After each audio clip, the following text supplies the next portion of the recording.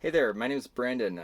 This video is a response video to Norman Wildberger, who created a very interesting series on msets and constructing arithmetic based off of msets. And I'll link the video in the description. I'm not a YouTuber. I don't do this. I don't know how to do this, so hopefully this video doesn't just completely suck. But Norman, I have your book. I found it very fascinating. Everybody who's interested in rational math, rational trigonometry, the rational calculus, I highly recommend this book. It's visionary.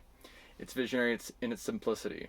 Norman, I just like your approach to math. As a software engineer, I really relate to the need to keep things rational and not to just pretend like you have infinite precision, because that doesn't really work very well when there's a computer involved. So anyway, this video is on anti-msets. The Math Foundation series video that you recently posted was fascinating to me, and I have some thoughts to throw into the exploratory conversation that you're holding now. I wrote down some thoughts on a whiteboard, and hopefully these make some sense. Pretty much what I was inspired by is the notion that an anti-zero would be something like a zero with a half turn.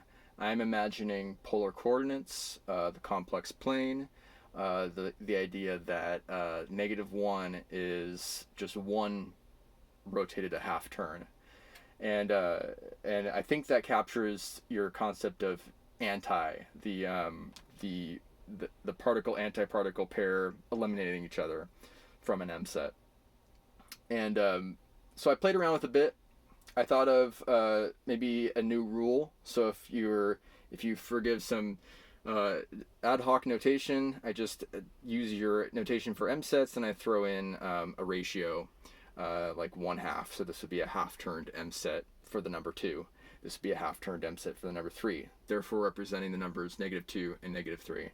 And then when you add them together, they come out to -5. And what I think is that this works because they have the same turn. So you can do component-wise addition on two msets that have the same turn. And I don't think you can do it on msets that don't have the same turn. For example, if you try to do this +2 added with this -3, well, the answer should be -1, but if you do component-wise addition, you'll end up with 5 with some undefined turn. So let's not do that, right? Let's throw in that rule. However, if you were to do something like some sort of conversion, where let's say you take the first mset, you rotate it on the outside by a half turn, so now the two msets have the same rotation, and then you also rotate the elements by a commensurate turn, so in this case a half turn. I don't know what the general rule would be. Something like they would have to add up to 1 or something. You'd have to do a full rotation in order to effectively multiply by 1.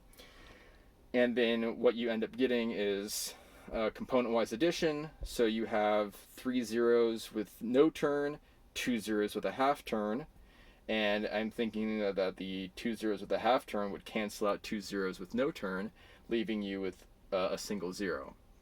But the whole mset has a half turn, and that's how you get 2 plus -3 equals -1 in this case. And I don't know the general rule for this, but effectively x with no turn next to, or plus, x with a half turn cancel out. What's the general rule there? I think the turns have to equal a half or add up to a half, something like that. But I'm not entirely sure what that general rule would be. For notation, I just have this idea of p and q, and I think that p and q are natural numbers where p is strictly less than q. So in the world where q is 2, you can have 0 or 1 for p, representing positive and negative values. And I thought of calling that nat2 as like q is 2 all the time, or q can be 2, can be converted to 2, something like that. And that's roughly equivalent to int. Maybe it's the same thing as int. And then to generalize, nat4 would be something where q is 4, and that's something like the complex ints, or complex nat. And so you can see the familiar uh, unit vectors from the complex plane, 1, I, -1, and -I, represented as the mset 1, but, no turn, quarter turned, half turned, and 3/4 turned, to give you those values. And I think the math for that would just be an interesting modular arithmetic where when you're multiplying, say, -1 by -I, you would end up getting something like 2 plus 3 mod 4 is 1 mod 4, and that gets you back to I, that kind of thing. So I'd love to see that explored more, and I just had to offer my thoughts because I found this very interesting and wanted to contribute to the conversation. So thank you very much. Keep doing what you're doing, and I look forward to the next video. Thank you.